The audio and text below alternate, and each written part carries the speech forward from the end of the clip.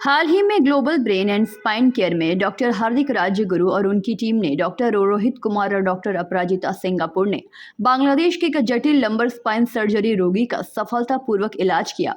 इस अवसर पर डॉक्टर राजगुरु ने कहा कि 64 वर्ष से अधिक आयु के रोगी बीपी, एचटीएन और अन्य हृदय संबंधी समस्याओं के साथ साथ मधुमेह के भी रोगी थे।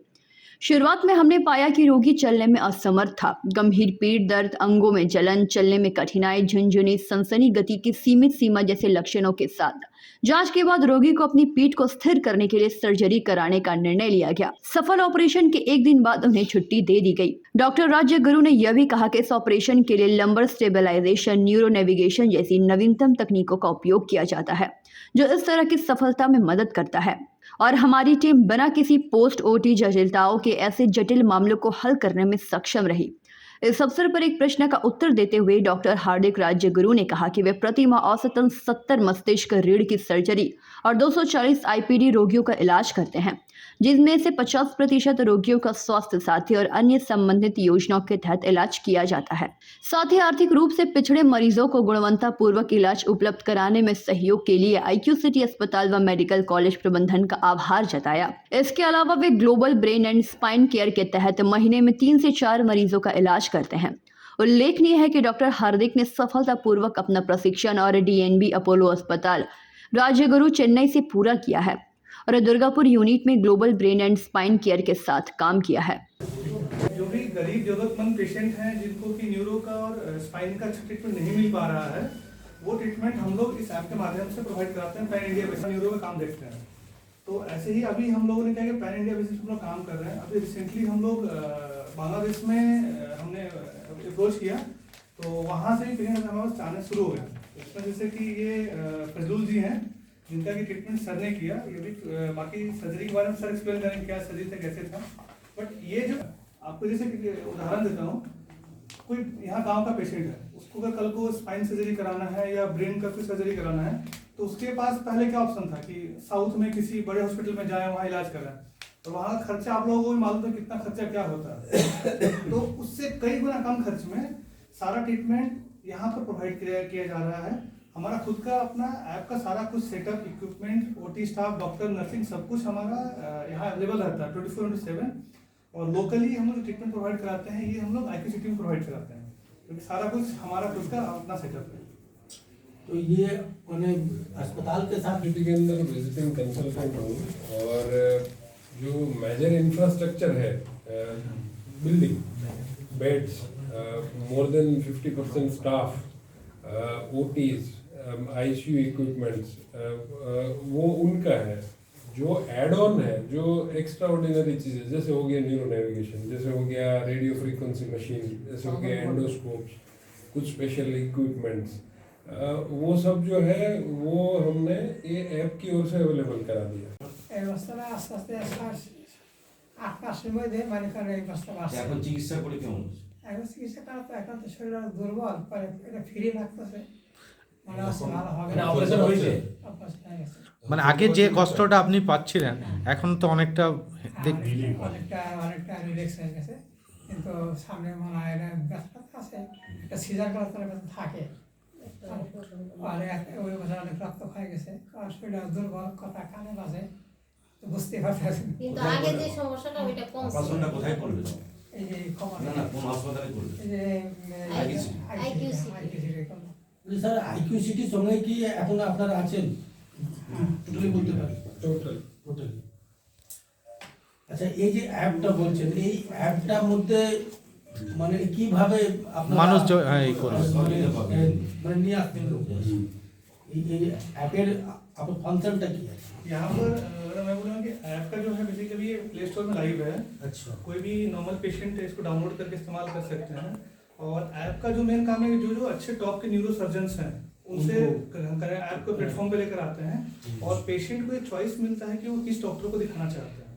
ठीक है, मान लीजिए कल को डॉक्टर हार्दिक राजगुरु किसी पेशेंट को दिखाना है, उनको दिखाने के लिए ऐप बस डाउनलोड करना है। डाउनलोड करने के बाद उनके पास 2 ऑप्शन आता है कि वो वीडियो कंसल्टेशन के माध्यम से दिखाना चाह रहे हैं या सर को इन क्लिनिक में आके दिखाना चाह रहे हैं। तो सर जहाँ जहाँ OPD करते हैं, सारा का सारा OPD का स्लॉट, शेड्यूल, टाइमिंग सब कुछ ऐप में दिया हुआ है। अच्छा ठीक है, तो उसमें पेशेंट अपनी चॉइस के हिसाब से अपना शेड्यूल बुक कर सकते हैं, उसको पहले नंबर पर दिखाना है कि 100 नंबर पर दिखाना है। दुर्गापुर से निमाई दास की रिपोर्ट, PVTV न्यूज़।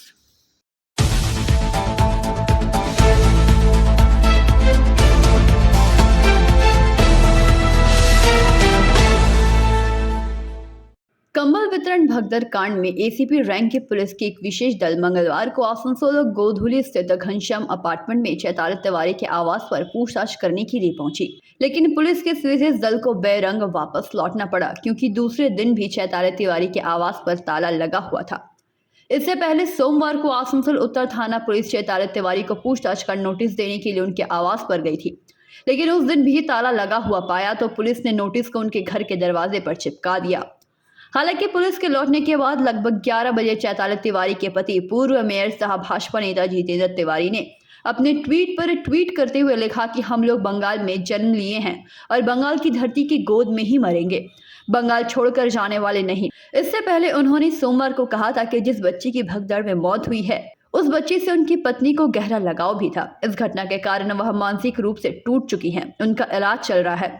सनद रहे कि आसनसोल नगर निगम के 27 नंबर वार्ड स्थित रामकिशन डंगाल के कैलाश नगर मैदान में शिव चर्चा और कंबल वितरण समारोह का आयोजन किया गया था। कंबल वितरण समारोह के दौरान भगदड़ के कारण भीड़ के पैरों से कुचल जाने से 3 लोगों की मौत हो गई थी और 6 लोग गंभीर रूप से घायल हो गए थे। पुलिस इस मामले में कार्यक्रम के आयोजक 46 तिवारी, उनके पति पूर्व मेयर सह भाजपा नेता जितेंद्र तिवारी, पार्षद गौरव गुप्ता, पार्षद अमित तुलसियान, डेकोरेटर व्यवसाय विशु रजक समेत 10 लोगों पर प्राथमिकी दर्ज की थी, जिसमें से 6 लोगों को पुलिस ने गिरफ्तार कर 8 दिनों की पुलिस रिमांड पर लिया है।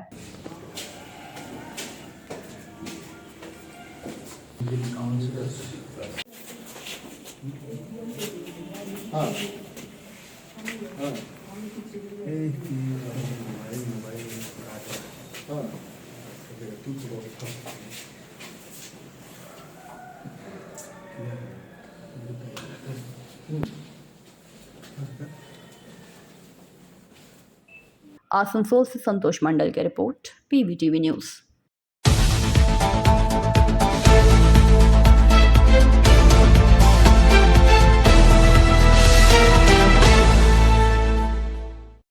अनुब्रत मंडल को ईडी द्वारा दिल्ली ले जाने को लेकर नाटकीय मोड़ आया है और इसके साथ ही राज्य पुलिस की भूमिका को लेकर सवाल उठने लगे। मंगलवार की सुबह राज्य पुलिस की एक टीम अचानक आसनसोल जेल आई और तृणमूल कांग्रेस के बीरभूम जिला अध्यक्ष अनुब्रत मंडल को लेकर बीरभूम के दुबराजपुर अदालत के लिए रवाना हो गई। सूत्रों के मुताबिक आज सुबह सबसे पहले आसनसोल दुर्गापुर पुलिस कमिश्नरेट की पुलिस आसनसोल जेल पहुंची। उसके बाद राज्य पुलिस की विशेष सशस्त्र बल के जवान आए। अनुब्रत मंडल को सुबह 8 बजे जेल से बाहर निकाला गया। 5 वैन पुलिस अधिकारी और सुरक्षा कर्मियों के साथ अनुब्रत मंडल दुबराजपुर अदालत के लिए रवाना हुए। सूत्रों के अनुसार विधानसभा चुनाव के पहले एक हत्या के मामले में पुलिस ने अनुब्रत मंडल को कोर्ट में पेश किया। बीरभूम जिला के दुबराजपुर कोर्ट ने अनुब्रत मंडल के 2021 के विधानसभा चुनाव से पहले शिव ठाकुर मंडल नाम के पार्टी कार्यकर्ता की हत्या के प्रयास के मामले में मंगलवार को 7 दिन की पुलिस हिरासत में जाने का आदेश दिया है। हालांकि पुलिस ने 14 दिन का रिमांड के लिए आवेदन किया था, लेकिन अदालत ने 7 दिन का पुलिस रिमांड पर भेजने का आदेश दिया है। कई लोगों की शिकायत है कि पुलिस ने अनुब्रत को दिल्ली जाने से रोकने के लिए ऐसा कदम उठाया है। दिल्ली कोर्ट ने अनुब्रत मंडल को दिल्ली ले जाने की अनुमति दे दी है। ईडी आज अनुब्रत मंडल को दिल्ली नहीं ले जा सके क्योंकि अदालत के आदेश की कॉपी आसनसोल सुधार गृह तक नहीं पहुंची। इस अवसर का उपयोग करके मंगलवार सुबह राज्य पुलिस ने उसे तुरंत जेल से बाहर निकाला और दुबराजपुर कोर्ट में पेश कर रिमांड पर ले लिया। पुलिस के इस अतिक्रियता के बाद आलोचनाओं की आंधी आ गई है।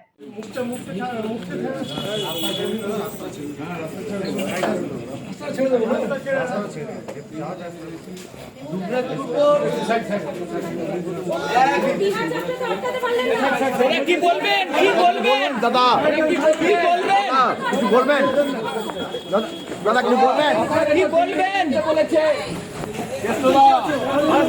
দিল্লি নিয়ে যেতে বলেছে। आसनसोल से संतोष मंडल की रिपोर्ट, PVTV न्यूज़।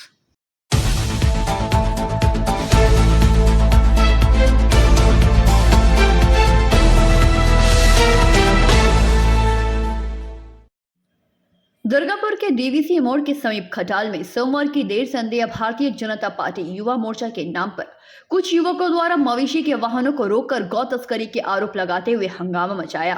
घटना को लेकर इलाके में तनाव व्याप्त हो गया था। खबर मिलते ही न्यू टाउनशिप थाना की पुलिस घटनास्थल पर पहुंची एवं पूछताछ के लिए मवेशियों को जब्त कर मवेशी व्यवसायियों को पूछताछ के लिए थाने ले गई, जहां लंबी पूछताछ के पश्चात सभी को छोड़ दिया गया। मंगलवार को घटना को लेकर assistant commissioner of police Tathagat Pandey ने पत्रकारों को जानकारी देते हुए कहा कि बिहार से कोलकाता एवं बर्धमान भेजी जा रही 37 मवेशियों को विश्राम के लिए डीवीसी मोड़ के समीप मानसिंह के खटाल पर ठहराया गया था। मवेशियों को विश्राम के बाद कोलकाता रवाना करने के पहले अचानक कुछ युवक आ गए एवं मवेशियों को तस्करी करने का आरोप लगाते हुए मवेशी व्यापारियों के साथ बदसलूकी करने लगे। पूछताछ एवं जांच के बाद सभी व्यवसायियों के पास पशु मेले का चालान पाया गया, जो कि पूरी तरह से वैध था। कुछ का चालान फिलहाल उपलब्ध नहीं कराया गया, उनसे चालान की मांग की गई है। वे लोग चालान लेने हेतु बिहार रवाना हुए हैं। सभी के कागजात पूरी तरह से वैध है। युवकों द्वारा हंगामा मचाना पूरी तरह से गैर कानूनी है। कुछ लोग इस तरह की घटना को अंजाम देकर माहौल को बिगाड़ने का प्रयास कर रहे हैं। पुलिस उन लोगों पर पहली नजर रखी है। युवकों के हंगामा मचाने से मवेशियों को सारी रात वाहनों में खड़ा रहना पड़ा, जिस कारण मंगलवार सुबह एक गर्भवती गाय का बच्चा मरा पैदा हुआ। इसके अलावा कई गायों एवं उनके बछड़ों का ठंड के मारे हालत बिगड़ चुकी थी। मारे गए बछड़ी की मौत का कौन जिम्मेदार है? कुछ लोग इस तरह की घटना को अंजाम देकर माहौल उत्तेजित करने का प्रयास कर रहे हैं। शिकायत मिलने पर हंगामा मचाने वाले उपद्रवियों के खिलाफ कानूनी कार्रवाई की जाएगी। सोमवार की सुबह 5 वाहनों पर तकरीबन 37 मवेशियों को लेकर मवेशी व्यापारी भुवनेश्वर रॉय, गोपाल यादव, सुरेश यादव एवं राजेश यादव डीवीसी मोड़ के मानसिंह के खटाल पहुंचे। मवेशियों में 31 गायें, जिनमें से 25 गाय के साथ उनका बछड़ा एवं 6 गाय गर्भवती थी। गायों के साथ 6 भैंसें भी मौजूद थी। सभी मवेशी बिहार के बक्सर जिले के किसान पशु मेले एवं छपरा के घांगट पशु मेले से खरीदी गई थी, जिनसे 25 से ज्यादा मवेशियों को पशु मेले का चालान भी उपलब्ध था। उसके बाद भी युवकों ने इस तरीके से हंगामा मचाकर काफी गलत किया।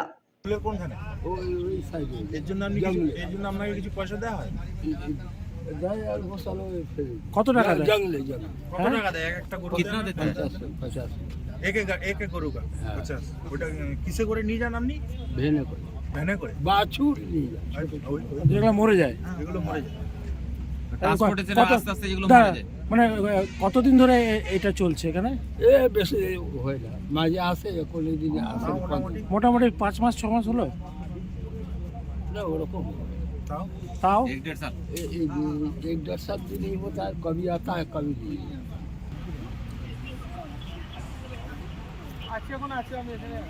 মানসিং গরুর ব্যবসা করছে বা এসব, তার পরিপ্রেক্ষিতে আমরা একটা ইনকোয়ারি করেছি। তাতে দেখলাম যে 31খানা গরু এবং কয়েকটা তার ভেতরে ছোট বাচ্চাও আছে গরুর, আর তাছাড়া মোষও আছে 6খানা। এগুলো সব বিভিন্ন হাট থেকে, বিহারের হাট থেকে নিয়ে এসে বিভিন্ন যারা দুধের ব্যবসা করে লিগালি সেই সব জায়গাতে যাচ্ছিল। কিছু যাচ্ছিল বর্ধমানে, কিছু যাচ্ছিল কলকাতার আশেপাশে, এবং বৈধ চালানো বেশ কিছু, বেশিরভাগ গরুরই ওরা দিতে পেরেছে। এবং যেগুলো বাড়ি থেকে কেনে ওরা বিভিন্ন জায়গার বিহারে বা ইউপি, সেই বাড়ির গরুগুলোর চালানগুলোও আমরা আনতে বলেছি। আর হাট থেকে যেগুলো কিনেছিল, বিহারের দুটো হাট থেকে ওরা কিনেছে, সেইগুলোর ওরা চালান নিয়ে এসেছে। ওরা এটা এখানে কেন নামিয়েছিল না, ওরা এটা ট্রানজিট, ওটা যখন ট্রান্সপোর্ট করে তখন গরুগুলো যাতে সুস্থ থাকে, গরুগুলো যাতে অসুবিধা না হয়, কারণ প্রত্যেকটাই দুধের গাই এবং কয়েকটা গাভীন গরুও আছে। তো সেইগুলোকে এখানে নামিয়ে যখন তার একটুখানি রেস্ট নিচ্ছিল, যে 1-2 দিন রেস্ট নিয়ে আবার তারপরে ওরা গাড়ি করে ওটাকে নিয়ে যায় যেখানে ডেস্টিনেশন, সেখানে কোনো যারা দুধের ব্যবসা করে সেইখানে। এরাও যারা নিয়ে যাচ্ছিল তারাও যাদব সম্প্রদায়, এবং এরা সেই যে লোকগুলো বাধা দিয়েছিল তাদের পরিপ্রেক্ষিতে আমরা এই গরু নিয়ে একটা এনকোয়ারি করে এটুকুটাই জানতে পেরেছি এগুলো বৈধ। তো আরেকটু এনকোয়ারি করতে হবে, কয়েকটা গরুর কাগজ পাইনি, তো বেশিরভাগই পেয়েছি আমরা রিসিপ্ট। সেই গরুগুলো কি ছেড়ে দেওয়া হয়েছে, যে গরুগুলো রিসিপ্ট পাওয়া গেছে? এখন খাটালেই আছে, তারা তারপরে তাদের ডেস্টিনেশনে নিয়ে যাবে। বলছি কোনো কমপ্লেন হয়েছে স্যার? কোনো কমপ্লেন তো আমাদেরকে কেউ কিছু দেয়নি। একটা যারা বাধা দিচ্ছিল তারা একটা কমপ্লেন মতো দিয়েছে, তাতে সন্দেহ হয় এরকম ধরনের। दुर्गापुर से निमाय दास की रिपोर्ट, PVTV न्यूज़।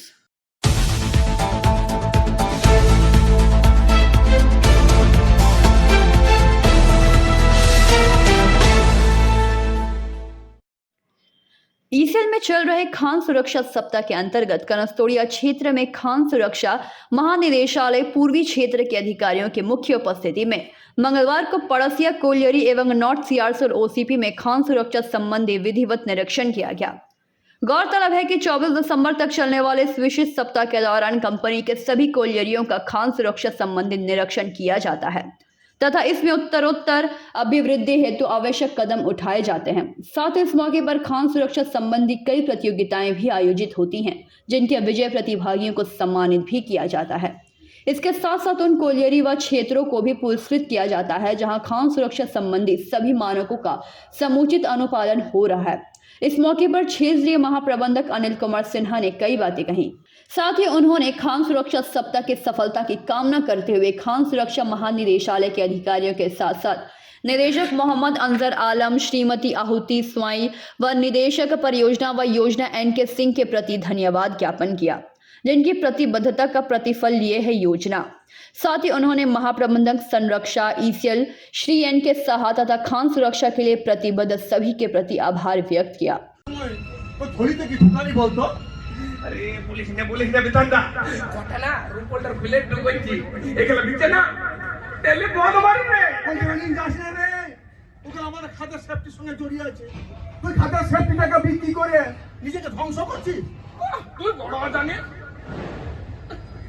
এই সিমেন্ট কাজ চলা বিল্ডিং এ ভালো করে জাম করে রে তারপর দেখিস কোথায় কাদায় চলে পড়ে থাকে আর তুমি আমাকে বলছিস কি এগুলো নিয়ে যাবি এগুলো দেখবার কেউ আছে রে নাহলে আমরা খাতা সে সুরক্ষার সঙ্গে কাজ করছি কি করে বলতো আর সেফটিতে বা প্রাইজ বেশি কি করে কোন বিধানদা এই কইলেতে আমরা কত রেডি করছি জানিস এখন তো প্রতি কটা গাড়ি উঠছে রে তারপর তুই আমাকে সেফটি দেখাচ্ছিস রে তুই দেখছি অকেন মাসে কালী পূজার ভোটটা এখনো কাটা নাই আর বলিস না বিধানদা এই বছর না কালী পুজোতে আমি তারা ভক্তরা কালীতে তারা পেটে গেছিল জোড়া পাঠা মাংস ছিল জোড়া পাঠার মাংস বুঝতে তো পারছে জোড়া পাঠার মাংস দেখে কে আমাকে মারলো আর তারা পিঠের দোয়াই কেন তুই দিচ্ছিস তুই তো সারা বছরই কালী পূজা আর মদ খায় ডিউটিতে নাগা আরে বিধানদা শুন মদ কোনো খারাপ জিনিস নয় মদ যদি খারাপ জিনিস হতো না তাহলে এই সাহেবরা বাবুরা কেউ খেতো নাই গোটা বাংলা তখন अभी हम तुम्हारा फेस में ही आवाज करने जाएगा, ठीक है? वो फेस डीप से ज्वाइन होगा, ठीक है? बाबू जल्दी जल्दी कर फुटाई दे हटिया छे फिर जल्दीबाजी से बात मत करो धर्म। सुनो, पहले हम आवाज करेगा, फिर धुआं फटेगा, छड़ाई करने का बाद हम सपोर्ट करने का बाद में फिर आवाज देगा, तब सेक्शन में गाड़ी लेकर आएगा, ठीक है? ठीक है मानू ठीक है हमारा ठीक है? ठीक है सावधानी से, हाँ? ঠিক আছে মানু ঠিক আছে দেখলি তো মানু আমাদের ফাদার জন্য এত বড় কথা কথা বললো ওরাই তো আমার খাদের গার্ডিয়ান দিয়ে ওরাই তো আমাদের খাদের গার্ডিয়ান তুই দেখছিস সারা ভক্তিতে একদম গদ গদ করে দেখছে সারা সব কে আওয়াজ जामोड़िया से दिलीप साहू की रिपोर्ट, PVTV न्यूज़।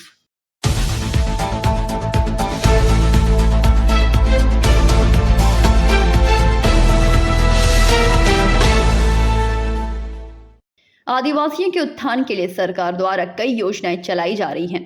उसी के दूसरी तरफ सालनपुर प्रखंड के आचरा ग्राम पंचायत में आदिवासी समुदाय के लोगों को प्रधानमंत्री आवास योजना के लाभार्थियों की सूची से बाहर रखा गया है।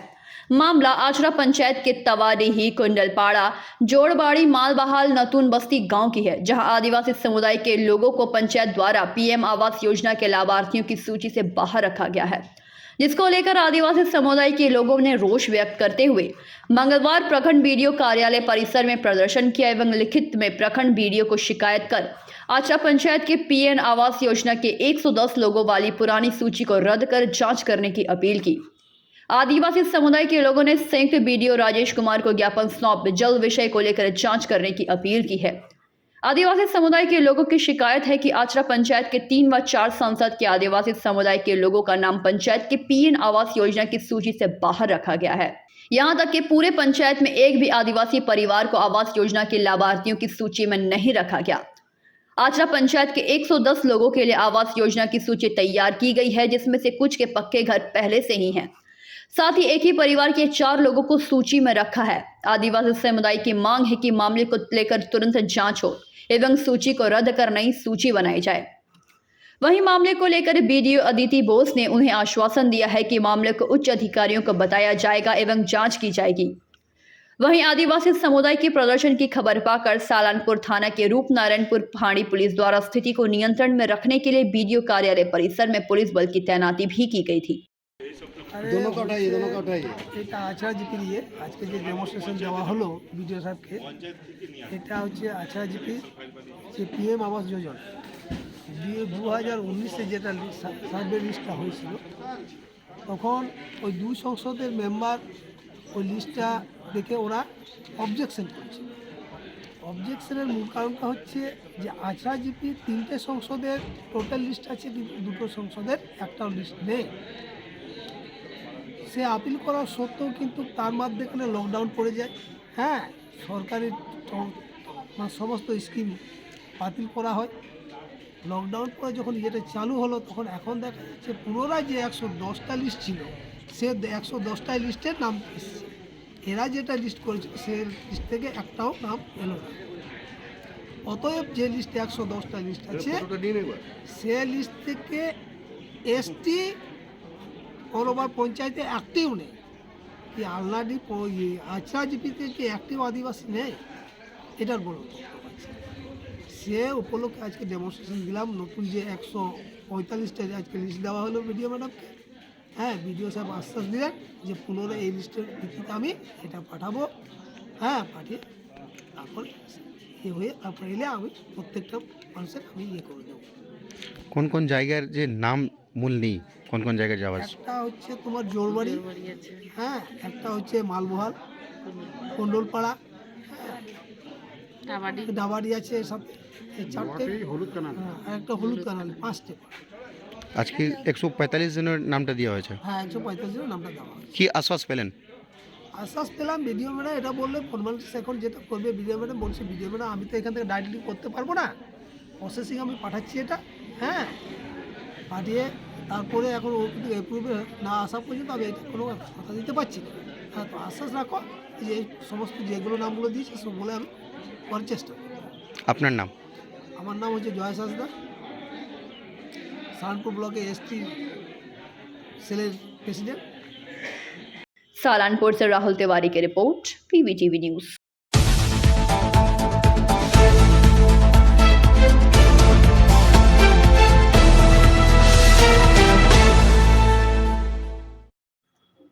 ईसीएल में चल रहे खान सुरक्षा सप्ताह के अंतर्गत 7 ग्राम क्षेत्र में खान सुरक्षा निदेशालय पूर्वी क्षेत्र के अधिकारियों के मुख्य उपस्थिति में आज प्योर सियारसोल कोलियरी में खान सुरक्षा संबंधी विधिवत निरीक्षण किया गया। गौरतलब है कि 19 दिसंबर को 24 दिसंबर तक चलने वाले इस विशेष सप्ताह के दौरान कंपनी के सभी कोलियरियों का खान सुरक्षा संबंधी निरीक्षण किया जाता है तथा इसमें उत्तरोत्तर अभिवृद्धि हेतु आवश्यक कदम उठाए जाते हैं। साथ ही इस मौके पर खान सुरक्षा संबंधी कई प्रतियोगिताएं भी आयोजित होती हैं, जिनके विजय प्रतिभागियों को सम्मानित भी किया जाता है। इसके साथ साथ उन कोलियरियों व क्षेत्रों को भी पुरस्कृत किया जाता है जहां खान सुरक्षा संबंधी सभी मानकों का समूची अनुपालन हो रहा है। इस मौके पर प्योर सियारसोल कोलियरी के प्रबंधक महेंद्र कुमार ने बताया कि ईसीएल के अध्यक्ष सह प्रबंधक निदेशक श्री अंबिका प्रसाद पांडा की जीरो हार्म पोटेंशियल वाले खान की परिकल्पना को साकार करने के लिए इस तरह के अभियान का विशेष महत्व है। वहीं दूसरी ओर इस अवसर पर श्रमिकों ने खान में होने वाले दुर्घटना के बाद रेस्क्यू करने को लेकर नाटक के माध्यम से बेहतर प्रस्तुति की, जिसकी सभी ने काफी सराहना की। वहीं सांस्कृतिक कार्यक्रम के माध्यम से भी सुरक्षा को लेकर श्रमिकों को जागरूक किया गया। इस अवसर पर डीजीएमएस के परवेज आलम, सोदपुर के प्रवेशक आनंद प्रकाश, मिठानी कोलियरी के सुरक्षा अधिकारी एसके सरकार, अभिकर्ता मंजित कानोजिया, परासकोल कोलियरी के तारकेश्वर यादव, मिठानी कोलियरी के सर्वेयर यूके मंडल, प्योर सियारसोल कोलियरी के सुरक्षा अधिकारी आरसी मीना, अभिकर्ता आरके सिंह, श्रमिक नेता उपेंद्र यादव सहित अन्य मुख्य रूप से उपस्थित थे। आज क्या प्रोग्राम हुआ?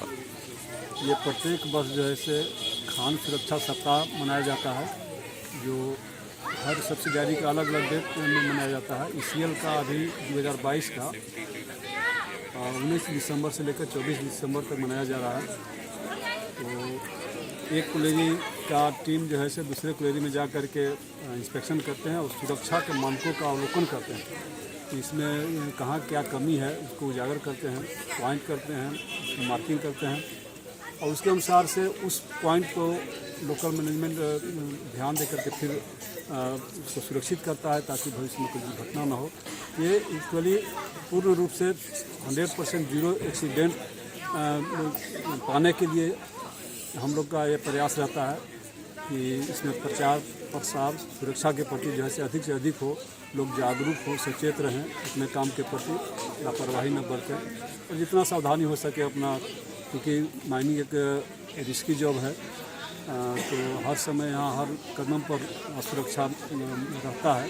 तो यदि हम लोग अपना सुरक्षा खुद ख्याल नहीं रखेंगे तो इसी का मतलब प्रोपगंडा बना के लिए जैसे तो साल में तो हम लोग प्रोग्राम करते हैं। इसमें कुछ सांस्कृतिक अनुष्ठान की आयोजन भी किया गया? सांस्कृतिक ये कंपलसरी नहीं है, ये जस्ट मतलब थोड़ा सा यही मतलब प्रचार प्रसार को मतलब कुछ हो रहा है ऐसा लोगों में लगे तो आने के बाद पता चलता है ना कि भाई सुरक्षा का यहाँ पर कुछ कार्यक्रम चल रहा है, सुरक्षित रहने का संदेश दिया जा रहा है, इसीलिए जैसे सब थोड़ा सा प्रोपगंडा होता है। कॉलेज में उत्पादन बढ़ाने का क्या विषय है? उत्पादन एक जो क्षमता है इसका अनुसार से उत्पादन ठीक हो रहा है, उत्पादन में कमी नहीं है और ऐसे ही होते रहेगा। अभी 120 टन हम लोग डेली कर रहे हैं, 40,000 ईयरली करने का टारगेट है, 40,000 टन। तो एक अच्छा यूनिट है यहाँ, बहुत ज़्यादा प्रॉब्लम भी नहीं है और फाइनेंस ठीक ठाक है सर, सुरक्षित भी है। सर आपका नाम बताएं। महेंद्र कुमार, प्रबंधक। रानीगंज से सम्राट दास की रिपोर्ट, PBTV न्यूज़।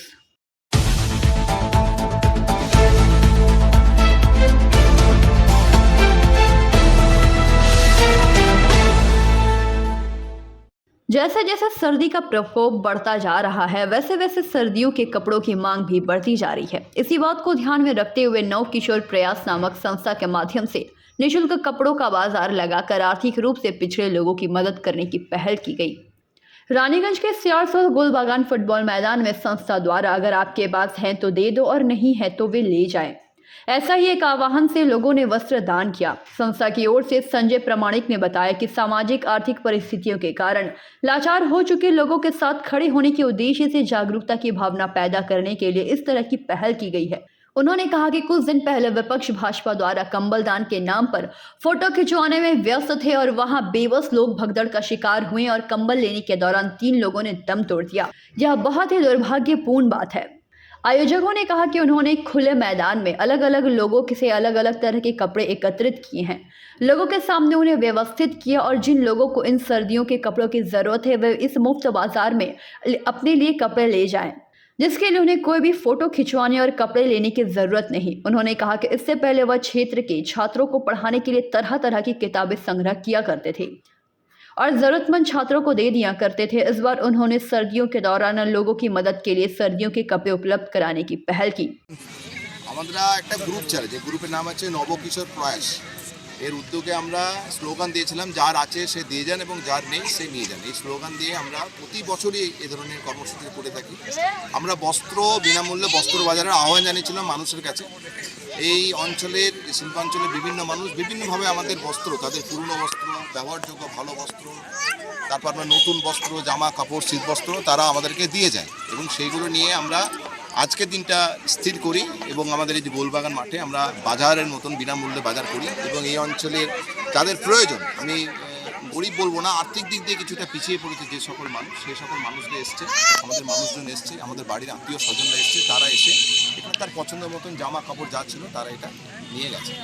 আমরা এগুলো করার পেছনে কারণ হচ্ছে এটাই যে আমরা দেখছি এই সময়কালের মধ্যে সমগ্র ভারতবর্ষ তথা পশ্চিমবাংলা জুড়ে আর্থসামাজিক যে অবস্থা, সেই অবস্থা কিন্তু দিনে দিনে আমরা অবক্ষয়ের পথে যাচ্ছে। মানুষের মধ্যে, মানুষের জন্য, মানুষের পাশে থাকা, এই যে বিষয়টা জাগিয়ে তোলার জন্য, মানুষের মধ্যে সচেতনতা বৃদ্ধি করার জন্য আমাদের এই ধরনের প্রয়াস, নবকিশোর যে প্রয়াস, সেই প্রয়াসের উদ্যোগ। আমরা দেখলাম কিছুদিন আগে আমাদের রাজ্যের বিরোধী দলনেতা শুভেন্দু অধিকারী বর্তমানে তৃণমূল ছিল, এখন বিজেপি জিতেন্দ্র ত্যাগী, তারা দেখবেন যে কম্বল দেওয়ার নাম করে ফটো তোলার নামে বেশ কিছু গরিব মানুষ আর কি পদপিষ্ট হয়ে মারা গেল। এটা অত্যন্ত দুঃখের। যারা এই ধরনের আপনার কাজকর্ম করে কেবলমাত্র প্রচারের জন্য নিয়ে আসার চেষ্টা করে মানুষের এই যে নির্মম পরিহাস, একেও আমরা ধিক্কার জানাচ্ছি। এবং আগামী দিনে আমরা চাই না যে এই ধরনের বস্ত্রবাজার হোক, আমরা চাই না। প্রকৃতপক্ষে আমরা চাই মানুষ সবাই ভালোভাবে থাকুক, খুশিতে থাকুক, সবার হাতে কাজ আসুক। উন্নয়ন বলতে তো ওইটাই বোঝায়, দেওয়া খেলা মেলা এগুলো তো উন্নয়ন নয়। উন্নয়ন হচ্ছে মানুষ তার নিজের যোগ্যতা অনুযায়ী কাজ পাবে এবং কাজের বিনিময়ে, সে কাজ করার বিনিময়ে সে মন্দার মজুরি পাবে, সঠিক মজুরি পাবে এবং সেই দিয়ে সে তার সংসার পরিচালনা চালাবে। যদিও প্রয়োজন আছে বলে এই ধরনের কর্মসূচি আমরা নিচ্ছি, মূলত মানুষের মধ্যে মানুষের জন্য এই যে স্লোগান, একে সামনে রেখে আমরা যার আছে সে দিয়ে যান, যার নেই সে নিয়ে যান, এই স্লোগান দিয়ে আমরা বস্ত্র মেলা, বই মেলা এই ধরনের কর্মসূচি আমরা সংগঠিত করে আগামী দিনে করব। বিভিন্ন মানুষ আমাদের সহযোগিতা করবে, তাদের প্রত্যেকে আপনার ক্যামেরার মাধ্যমে আমরা ধন্যবাদ জানাচ্ছি। আগামী দিনে মানুষের পাশে মানুষকে আমরা পাশে পাবো, এই আহ্বান জানাচ্ছি। रानीगंज से सम्राट दास का रिपोर्ट, पीवीटीवी न्यूज।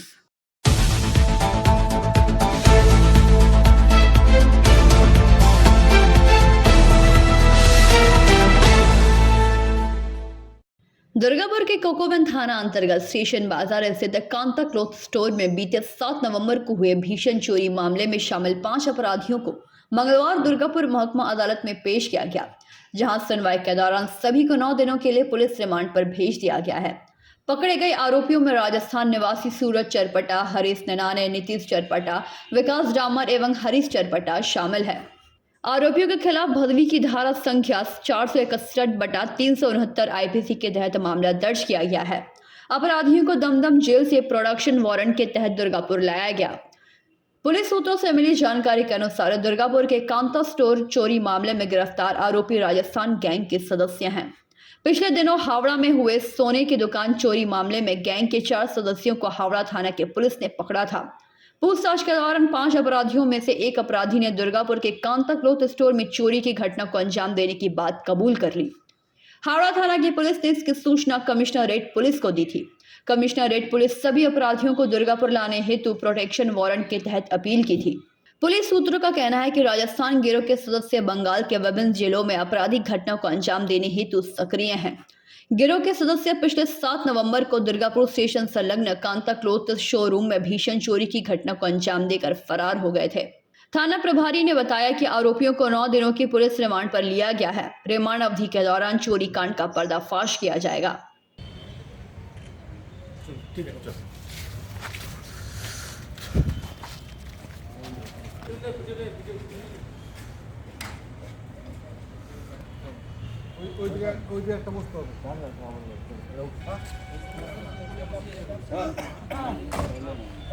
दुर्गापुर से निमाय दास की रिपोर्ट, पीवीटीवी न्यूज।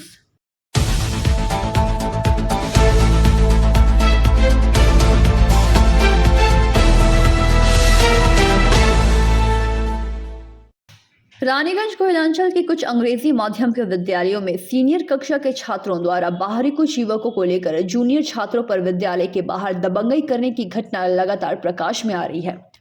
हालांकि इन मामलों में स्कूल प्रबंधन भी बेबस नजर आ रही है। ऐसी ही घटना पुनः एक बार सोमवार की दोपहर रानीगंज के मंगलपुर स्थित एक निजी अंग्रेजी माध्यम स्कूल में घटी।